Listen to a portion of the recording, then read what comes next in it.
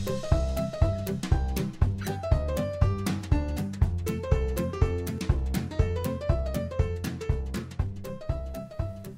everybody, this is your pal Muley the Mule, and welcome to another edition of Muley Reads. I am Muley, and I read. And today I'm going to read a book to you that is very useful, and it's called Webster's New Spelling Dictionary. Yeah. So this is our book today, unless we have another option come up here. Starting out with... Hey Roy Duck. Hey everybody, this is my best pal Roy Duck. How's it going there, buddy? I'm doing great. Good. Well, I was just walking around feeling all sad, and then I saw this one book.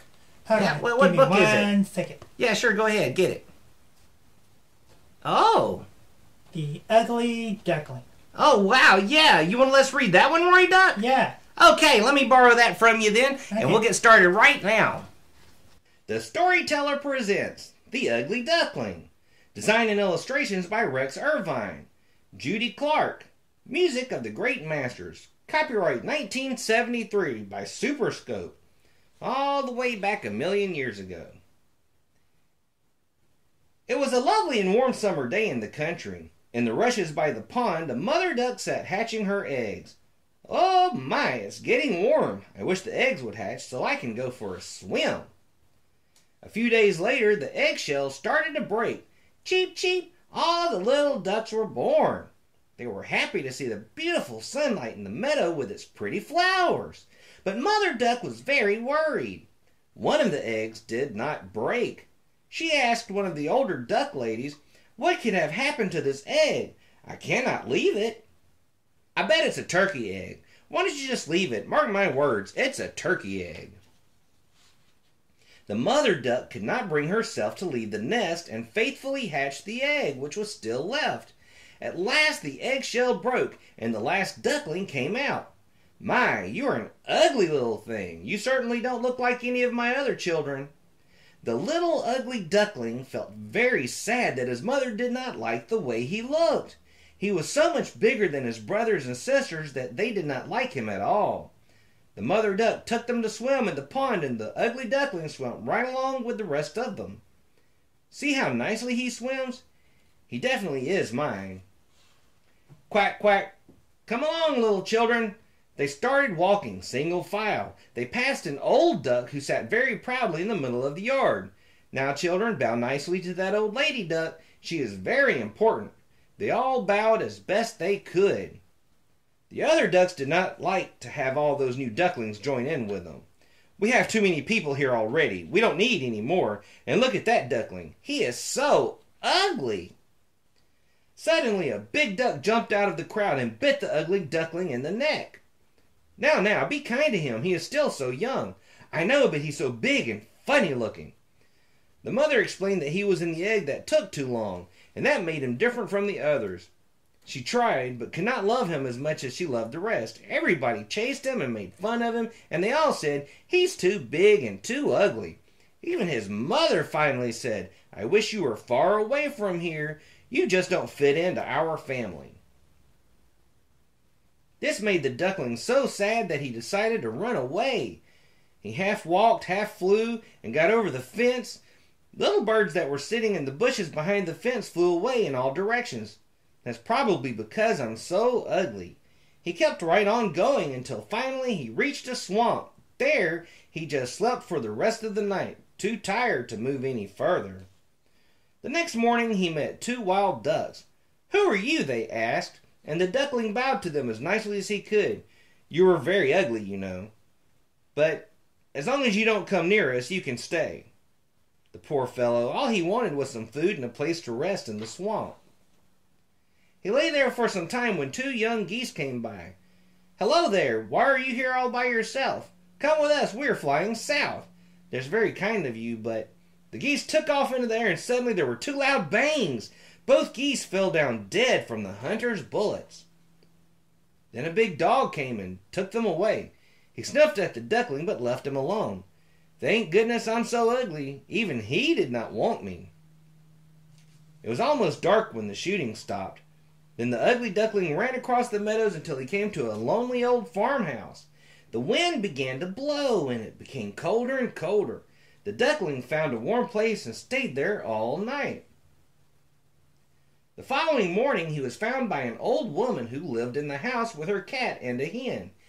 She was very fond of them and treated them like children. "Well, what a lucky thing I found you. You could lay eggs for me, and that would bring in some money."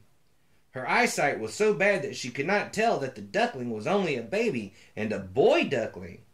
After several weeks, she still did not have any eggs from the duckling. Finally, the hen and the cat spoke to him. "Do you lay eggs?" "No."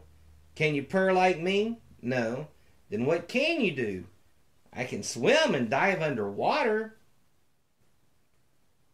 They thought that was a very silly thing to do. Who ever heard of anyone liking to be in the water? "I had better leave then. I am not wanted here either." It became fall and the leaves were turning beautiful colors. It was beginning to get very cold. The poor duckling had nowhere to go. One evening, when he sat by a lake, he saw two beautiful white birds gliding through the water. He did not know that they were swans. They were so beautiful that he felt warm but strange inside. They flew out of the water with a terrible cry and went up in the sky, higher and higher. He stretched his neck to watch them until they were out of sight. He could never forget those beautiful birds. After they were gone, he dived underwater and stayed there for some time. When he came up again, he knew that he loved those birds. He did not know what they were called, but he really loved them. "They won't like me, though. I'm too ugly." Winter came, and one night he froze in the ice of the swamp. In the morning, a farmer found him. "You poor little fellow, you're all frozen in. Here, I'll get you out." He chopped the ice around the duckling and took him home. After some time by the fire, the duckling started to come back to life. The farmer's children wanted to play with him, but he was so frightened that he ran all over the house.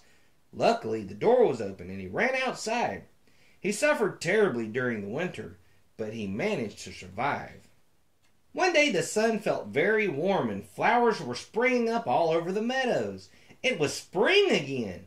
He spread his wings and suddenly he knew that he had become much stronger. He made his way to a beautiful garden. The trees were in bloom and a lovely pond stretched out before him.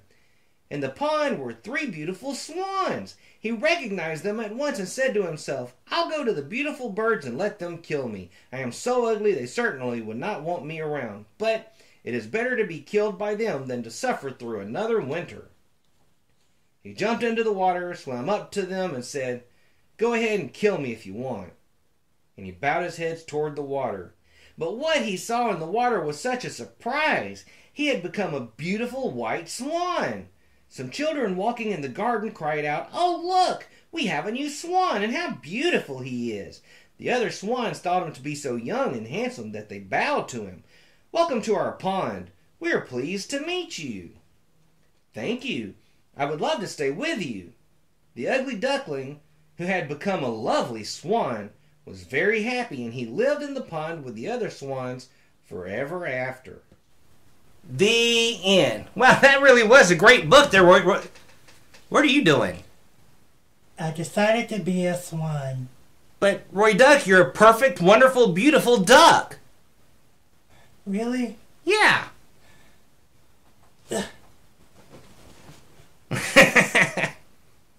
And how? Yes, indeed.